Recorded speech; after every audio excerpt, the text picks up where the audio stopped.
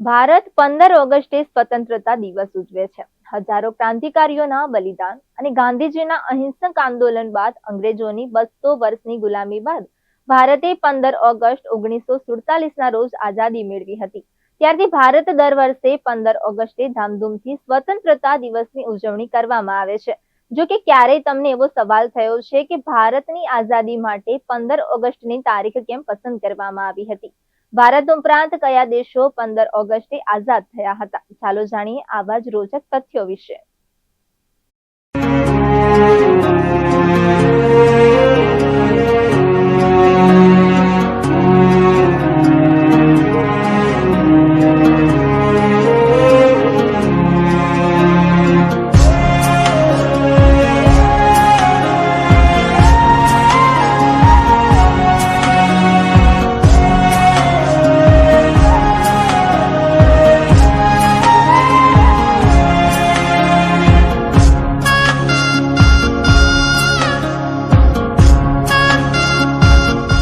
હકીકતમાં શરૂઆતમાં બ્રિટિશ સરકારે ભારતને 30 જૂન 1948 સુધી સ્વતંત્ર કરવાની યોજના બનાવી હતી, પરંતુ તે સમયે પરિસ્થિતિ દિવસે ને દિવસે બગડી રહી હતી.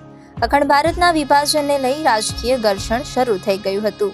સાંપ્રદાયિક હિંસાનો ખતરો હતો.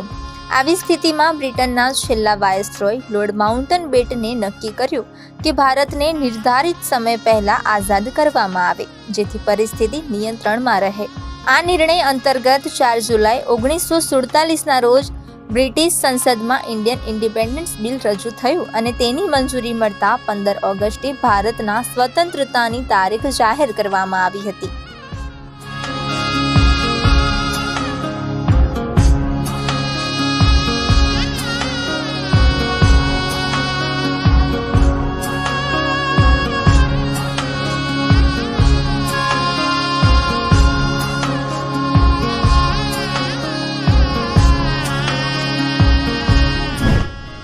ભારતની આઝાદી માટે 15 ઓગસ્ટ તારીખ કેમ નક્કી કરવામાં આવી?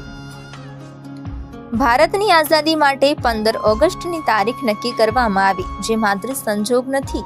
હકીકતમાં લોર્ડ માઉન્ટબેટન માટે 15 ઓગસ્ટ એક મહત્વપૂર્ણ દિવસ હતો. 15 ઓગસ્ટ 1945ના રોજ બીજું વિશ્વયુદ્ધ સમાપ્ત થયું હતું અને જાપાને ઔપચારિક રીતે મિત્ર રાષ્ટ્રો સામે આત્મસમર્પણ કર્યું હતું. તે સમયે માઉન્ટબેટન મિત્ર દેશોની સેનામાં એક મહત્વપૂર્ણ હોદ્દા પર હતા અને વિશ્વયુદ્ધમાં જીતનો તેમને પણ શ્રેય મળ્યો હતો.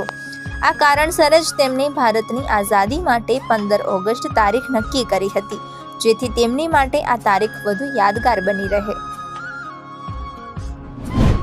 15 ઓગસ્ટે ભારત સહિત આ દેશો પણ સ્વતંત્ર થયા. ભારત ઉપરાંત લગભગ ઘણા દેશો 15 ઓગસ્ટે સ્વતંત્રતા દિવસ ઉજવે છે. દક્ષિણ કોરિયા, ઉત્તર કોરિયા, બહેરીન, કોંગો રિપબ્લિક 15 ઓગસ્ટે સ્વતંત્રતા દિવસની ઉજવણી કરે છે. લિફ્ટનટાઇન્સ 15 ઓગસ્ટના રોજ રાષ્ટ્રીય દિવસ તરીકે પણ ઉજવવામાં આવે છે, જો કે તે ફક્ત સ્વતંત્રતા દિવસ નથી.